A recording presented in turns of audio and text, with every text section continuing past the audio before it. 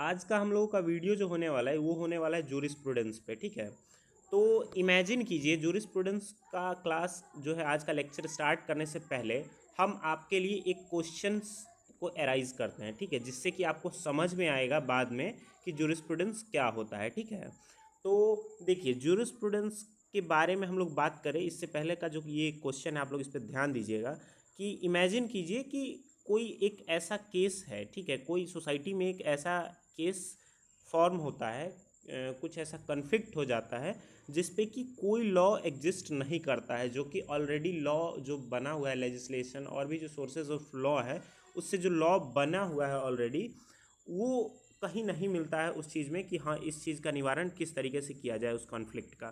ठीक है, तो उस स्थिति में जो जजेस होते हैं वो कहाँ से फैसला देते हैं, किस बेसिस पर फैसला देते हैं, क्या सोच करके फैसला को देते हैं, और उनका जो ये जो डिस्क्रिशनरी पावर होता है वो कैसे सोचते हैं कि जूरिस्प्रूडेंस में हम लोग को एग्जैक्टली वही चीज़ समझना है। आपके दिमाग में ये जो क्वेश्चन एराइज मैंने किया, इसका आंसर ही है जूरिस्प्रूडेंस। ठीक है, कि जब कोई लॉ एग्जिस्ट ना करे, ठीक है, जब किसी भी तरीके का रिटन कोई भी कानून या फिर किसी भी तरीके का कोई कन्फ्लिक्ट के लिए कोई लॉ एग्जिस्ट नहीं कर रहा है सिस्टम में, तो उस टाइम पे जजेस जो है या फिर सोसाइटी किस डायरेक्शन को, किस तरीके से समझे उस कॉन्फ्लिक्ट को और कैसे उसका निवारण करे, तो उस चीज़ के लिए ही जूरिस्प्रूडेंस बहुत इंपॉर्टेंट है। देखिए किस तरीके से जूरिस्प्रूडेंस इंपॉर्टेंट है। चलिए शुरू करते हैं आज का इस वीडियो को और देखते हैं क्या है जूरिस्प्रूडेंस। सबसे पहले बात करते हैं इंट्रोडक्शन की। Jurisprudence helps person to understand the deeper meaning of the law. ठीक है, ये लॉ का फॉर्मेशन कहाँ से हुआ, किस तरीके से लॉ आया, ये सारा चीज़ को हेल्प करता है जूरिस्प्रूडेंस समझने में। एक अंडरस्टैंडिंग डेवलप करता है कि लॉ कैसा होना चाहिए, लॉ क्या है। It is jurisprudence is an integral part of the law which is based on theories and various analysis। देखिए जूरिस्प्रूडेंस जो है वो थ्योरी पर बेस्ड है और ये बहुत सारे पार्ट को एनालाइज करके तब ये जूरिस्प्रूडेंस जो है आया है, जूरिस्प्रूडेंस बनाया गया है। ठीक है, अगर सबसे पहले तो हम लोग इस वर्ड के बारे में बात करते हैं, जूरिस्प्रूडेंस के बारे में। ठीक है, तो ये जूरिस्प्रूडेंस जो है दो वर्ड से, दो लैटिन वर्ड जूरिस और प्रूडेंसिया से मिलकर के बना है। ठीक है, अगर इनको हम टू पार्ट में अगर ब्रोक करें तो फिर यहाँ पे जूरिस का मतलब होता है लॉ। ठीक है, विधि। ये जो प्रूडेंशिया का मीनिंग होता है, प्रूडेंशियल का मीनिंग होता है प्रूडेंस, जिसका मतलब होता है डिस्क्रिशन यानी कि नॉलेज। ठीक है, तो जूरिस का मीनिंग हो गया लॉ और प्रूडेंस का मतलब हो गया नॉलेज। ठीक है, तो इसका पूरा जो मतलब होगा ये होगा नॉलेज ऑफ लॉ। जूरिस्प्रूडेंस का क्या मतलब होगा, नॉलेज ऑफ लॉ, विधि की समझ या विधि शास्त्र जिसको हम लोग कहते हैं वही है। ठीक है, इसमें क्या होता है कि jurisprudence talks about the relationship of law, law के साथ किस तरीके का हम लोगों का संबंध है उस चीज़ को बताता है। लॉ के साथ जो सोशल साइंस का क्या संबंध है उस चीज़ को बताता है। सोसाइटी के साथ क्या लॉ का रिलेशनशिप है उस चीज़ को बताता है। मैन एंड नेचर, और उसके नेचर के साथ जूरिस्प्रूडेंस कैसा, लॉ का किस तरीके का रिलेशनशिप होना चाहिए वो चीज़ को बताता है। ठीक है, जूरिस्प्रूडेंस में यही चीज़ को जानना है हम लोग को ओवरऑल। तो चलिए अब नेक्स्ट देखते हैं। Jurisprudence can also be referred to as a legal theory. ठीक है, इसमें क्या है, लीगल थ्योरी के बारे में बात किया जाता है क्योंकि जूरिस का मतलब होता है लॉ। ठीक है, तो क्योंकि कानून की समझ की बात हो रही है तो लीगल थ्योरी की ही बात होगी। Jurisprudence gives us an overview and a much more in depth understanding of the law and the role of law in society। ठीक है, ये कानून सोसाइटी में आगे जब हम लोग पढ़ेंगे तो देखेंगे कि कानून जो है क्यों सोसाइटी के लिए इम्पोर्टेंट है। ठीक है, कानून क्या होता है, कानून को कैसा होना चाहिए। ठीक है, आगे जब हम लोग पढ़ेंगे तो इसके बारे में देखेंगे। Jurisprudence deals with the legal reasoning, legal institution and legal system. ठीक है, ये जो जूरिस्प्रूडेंस है ये लीगल रीजनिंग से डील करता है, लीगल इंस्टीट्यूशन से डील करता है और ये जो लीगल सिस्टम से डील करता है।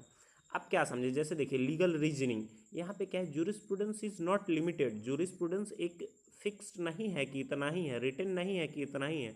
जूरिस्प्रूडेंस इज लाइक बेसिक, जैसे कि आप समझिए कि अगर आपको पूरा इंग्लिश सीखना है तो English is based on ABC। तो ये जो जूरिस्प्रूडेंस है ये लॉ का ABC है।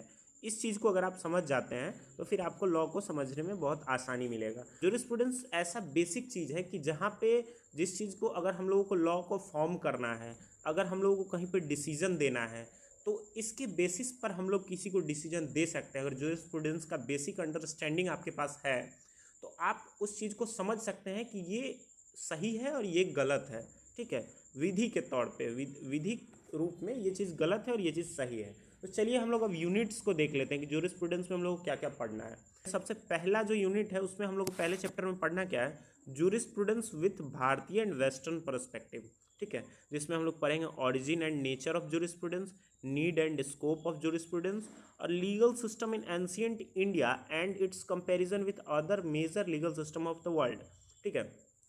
इसमें हम लोग ये भी पढ़ेंगे कि इंडिया का जो एंशिएंट लीगल सिस्टम है उसके बारे में, और इसका हम लोग कंपैरिजन देखेंगे अदर जो वर्ल्ड के मेजर बड़े बड़े जो लीगल सिस्टम है उससे, ठीक है। तो फर्स्ट यूनिट हम लोग का यही होने वाला है जो कि नेक्स्ट वीडियो में आएगा। यूनिट 2 के बारे में बात करते हैं कि यूनिट 2 में हम लोगों को क्या पढ़ना है। यूनिट 2 में है structure of Indian legal system, ठीक है। भारत का जो लीगल सिस्टम है उसका स्ट्रक्चर कैसा है। तो इसमें क्या है, बेसिक प्रिंसिपल ऑफ लॉ हम लोग देखेंगे, रूल ऑफ लॉ देखेंगे, सेपरेशन ऑफ पावर देखेंगे, ठीक है। उसके बाद जो हम लोग देखें customary dispute resolution mechanism in Bharat, continuity and sustainability. उसके बाद देखेंगे legal services, legal profession and advocate acts, ठीक है। ये सारा चीज़ जब हो जाएगा तो स्ट्रक्चर, जब हम लोग इंडियन लीगल सिस्टम की बात करते हैं तो सबसे इंपॉर्टेंट क्या है, hierarchy of courts and jurisdiction. किस तरीके का हम लोगों का कोर्ट का पैटर्न, जैसे सबसे ऊपर हो गया सुप्रीम कोर्ट, उसके नीचे हाई कोर्ट, फिर जो सबऑर्डिनेट कोर्ट सब हैं उसके बारे में किस तरीके का हायरार्की होता है और कहाँ तक उसका जुरिस्डिक्शन होता है, इसके बारे में हम लोग यूनिट 2 में बात करेंगे।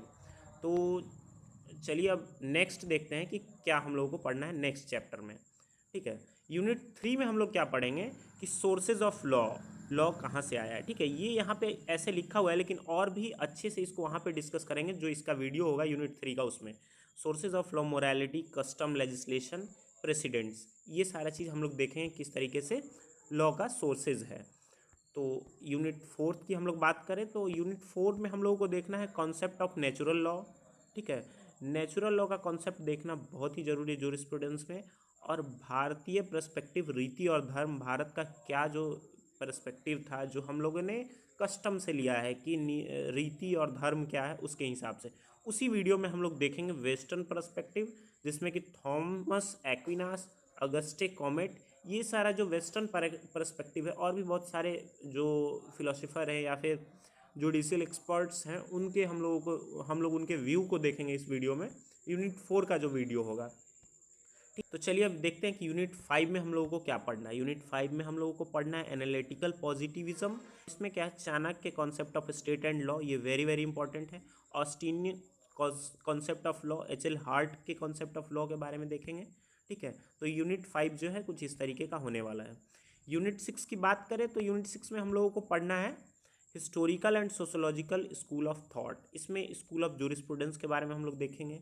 कौटिल्य अर्थशास्त्र with special reference of social justice, इसके बारे में देखेंगे।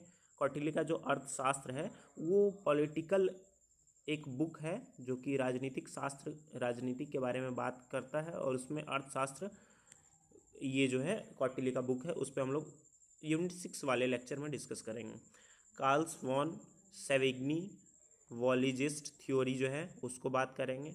रॉस्के Pound's theory of social engineering के बारे में बात करेंगे, ठीक है। और यूनिट 7 में जब हम लोग देखें तो इसमें जूरिस्प्रूडेंस इन भारतीय स्क्रिप्चर्स, ठीक है। एंशिएंट कॉन्सेप्ट जो धर्म का था, श्रुतिज का था और स्मृति का था, ये आगे चल के हम लोगों को हिंदू लॉ में भी इम्पोर्टेंट होने वाला है, इसलिए यूनिट 7 के लेक्चर में हम लोग ये देखेंगे, ठीक है। और इसी के साथ हम लोगों का जूरिस्प्रूडेंस बस इतना ही पढ़ना है, ठीक है।